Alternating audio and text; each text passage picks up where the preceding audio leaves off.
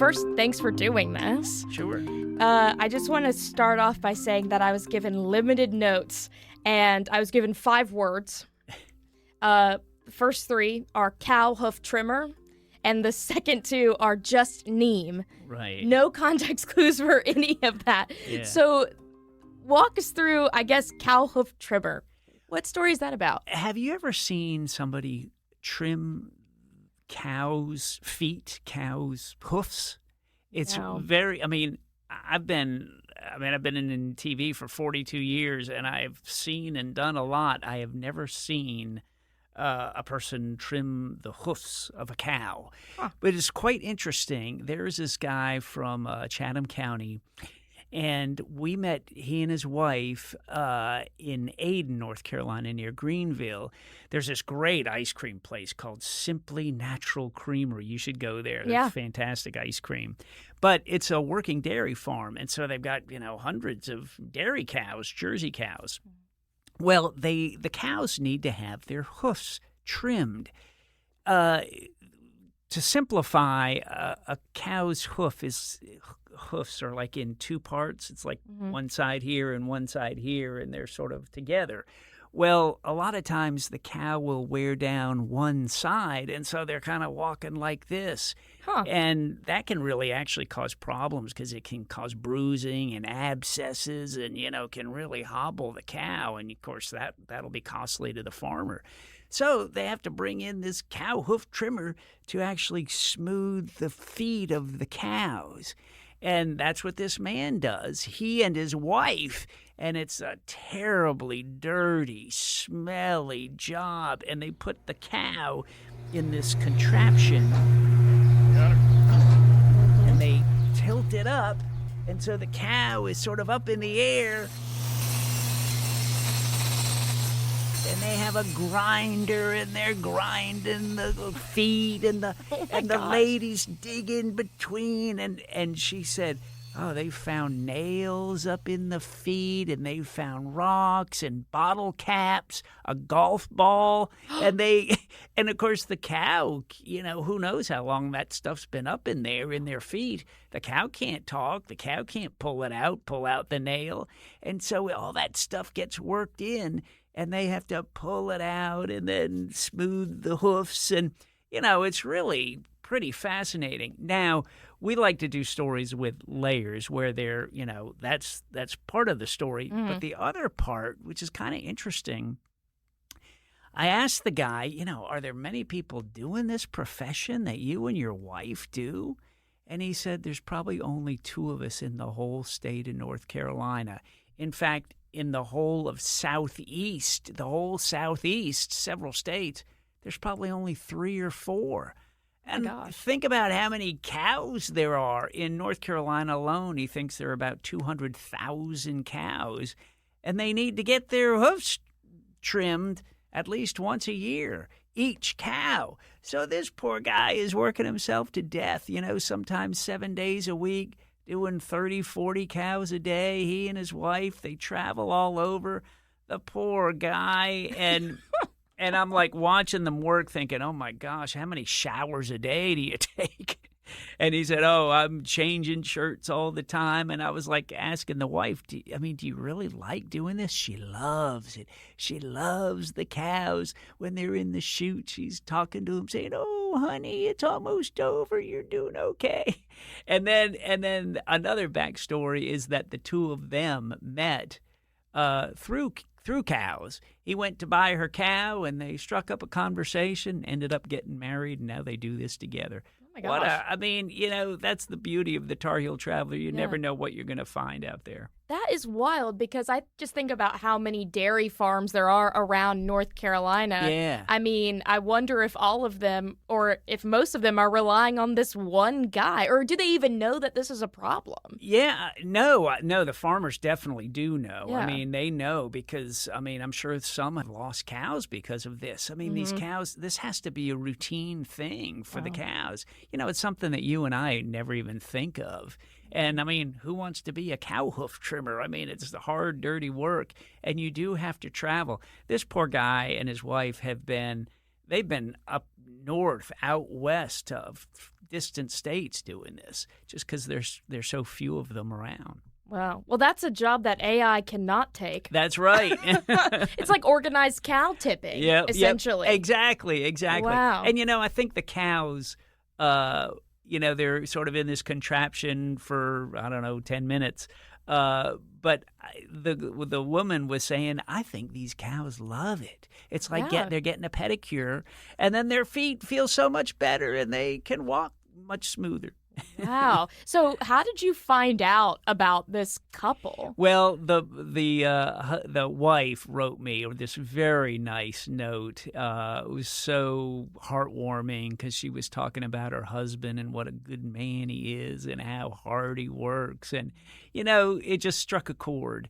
A lot of times it's those notes that it's just sort of a gut feeling. And there was a lot of warmth coming through that letter. And so I reached out to her. Took a while to coordinate, but Sure. We got it done. Wow. Did you actually get to see the cows being flipped? Yeah. What was your impression of that? Well, it was pretty dirty, muddy, smelly. So I kind of stayed back a little ways. Yeah. The poor photographer, of course, had to be right there getting all the action. So I don't know if I'm quite a cow person actually. Yeah. But they were cute. These little Jersey cows. They're young, about 1 or 2 years old. Well, I'm sure a lot of people think, okay, horseshoes, you know about that if you pay attention to any kind of cowboy media or, watch Right. stories about horses or anything like that. So I think it's really interesting that cows, kind of need the same kind of love and care with their feet. They do. It is. It's a cattle pedicure. Oh.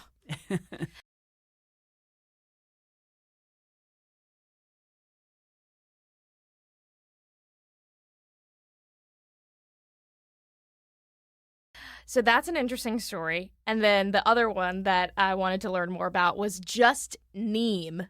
Well, Just Neem is actually a skincare company. It's pretty interesting. It's this another husband and wife. They're from Cary, North Carolina.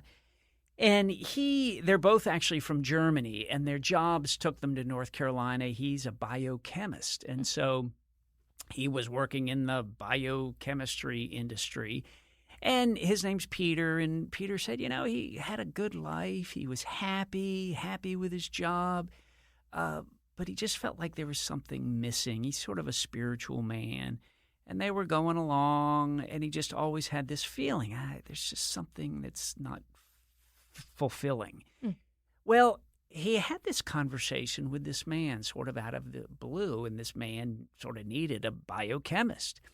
This man had heard about this tree that grows in India and also in Africa, like in the Sahara Desert. It's called the neem tree.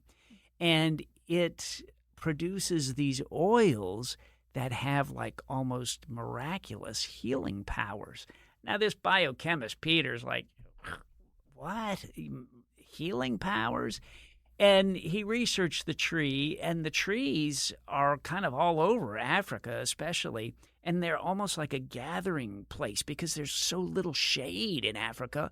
And so all the people gather around these trees that have a large canopy, but the people don't realize how the miracle that these trees provide. Mm-hmm. But anyway, Peter, the biochemist, goes to Africa to learn about this tree and the oils that they can produce, and he's very skeptical. Well, he falls in love with the project, falls in love with the people, and lo and behold, he and his wife end up starting this company called Just Neem.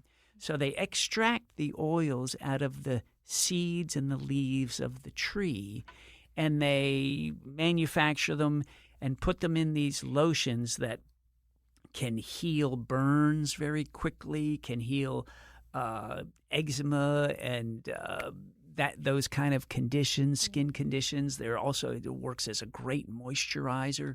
Well, they started in their kitchen in Cary making all this. Wow. And then the word got out about neem, sort of on a national level. Their company exploded. They expanded, went to a major production facility also in Cary. Sales were going through the roof.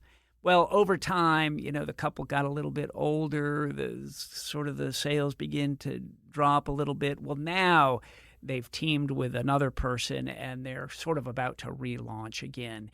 But it's just kind of a interesting story about how this man was really longing for something, and all of a sudden this appeared out of the blue. And one of the real benefits, too, aside from the lotions that people buy, is that a lot of the proceeds are going to help third world countries.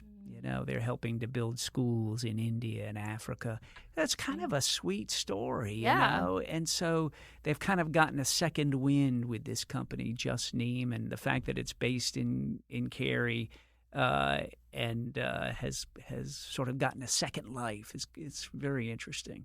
Did he tell you about his experience, I guess, seeing these trees for the first time? And well, yeah. what that was like? He did. And what amazed him so much is the number of people who gather there every day. It's like people who gather at an old country store around the old wood stove. Yeah. Well, it's just like this with the tree because of the shade. Wow. And yet the people are under this tree not even realizing the benefits that the tree can provide. Yeah. That's incredible. And then the whole goodness that they are able to donate a lot of the monies to these people in poverty. Mm-hmm. I guess it goes to show that patience and looking for that thing to bring you fulfillment may not be what you expect it to be. Sometimes you never know where it's going to come from, but it does, and it's transformative. Yeah, that's amazing. Yeah. So these are 2 Tar Heel Traveler stories. Coming up. They're coming up. So when and where can people find them if they want to watch them in full? Well, they air at 5:55 p.m. on WRAL TV Monday through Friday, the Tar Heel Traveler's on. And then every story we do gets posted online, WRAL.com. They get posted about 1 hour after they air on TV. So you can find all Tar Heel Travelers online at WRAL.com. Just look for the Tar Heel Traveler toward the bottom of the home page. And then I have my own website that has a lot of my favorite stories on that, thetarheeltraveler.com. Love it. Well, thanks so much for doing this. We appreciate it. Thank you, Elizabeth.